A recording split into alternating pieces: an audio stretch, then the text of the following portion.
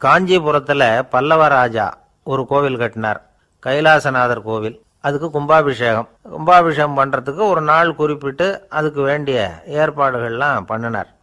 முதல் காரியமா கடவுளை வேண்டிக்கிட்டார், நீங்க இந்த கும்பாபிஷேகத்துக்கு நேரில் வந்து கலந்துக்கணும்னார். கடவுள் அந்த ராஜா கனவுல வந்தார். நீ கும்பாபிஷேகம் வச்சிருக்கிற அதே நாளில் அதே நேரத்தில் எனக்கு இன்னொரு ஊரில் ஒரு கும்பாபிஷேகம் இருக்குது, அதுக்கு போக வேண்டியிருக்கு.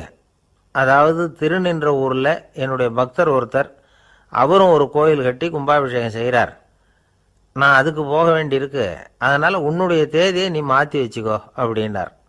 கடவுள் தான் எங்கேயும் இருக்கிறவராச்சே, அவர் நினச்சா 2 இடத்துலையும் இருந்து கோயில் கும்பாபிஷேகத்தை நடத்த முடியாதா? ஏன் அப்படி செய்யலை? அது ஒரு முக்கியமான காரணத்துக்காகத்தான். திருநின்ற ஊரில் இருந்த பூசலாருங்கிற அந்த அடியாரின் பெருமையை இந்த உலகத்துக்கு எடுத்து காட்டணுங்கிறதுக்காகத்தான் கடவுள் அந்த ராஜா கிட்ட அப்படி சொன்னார். சரி, அந்த அடியார் அப்படி என்னதான் பெருசா கோயில் கட்டி விட்டார்? ராஜா கட்டின கோயிலை விட பெருசா?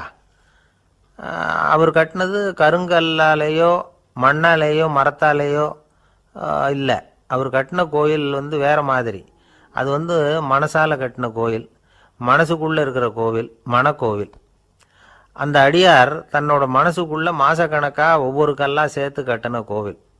இந்த விஷயம் ராஜாவுக்கு தெரியாது.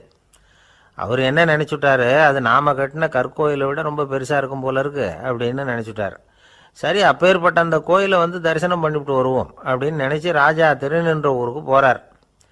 அங்க போய் பார்த்தா கோயிலையும் காணும், ஒன்னையும் காணும். கடைசியில பூசலார் கட்டின மனக்கோவில் தான் அதுங்கிறத அவர் புரிஞ்சுக்கிறார். உடனே அந்த அடியாரின் காலில் விழுந்து வணங்குறார். அவரோ, இது மனசால முயன்ற கோவில், இதுக்கு இத்தனை பெருமையா அப்படின்னு ஆச்சரியப்படுறார். இதில் ஆச்சரியப்படுறதுக்கு ஒன்றும் இல்லை. ஆண்டவன் விரும்புறது அகபக்தியையே தவிர புற தோற்றங்களே அல்ல. இதை நாம் புரிஞ்சுக்கிட்டோம்னா நமக்குள்ள எந்த வேறுபாடுகளும் வர்றதுக்கு வழியே இல்லை.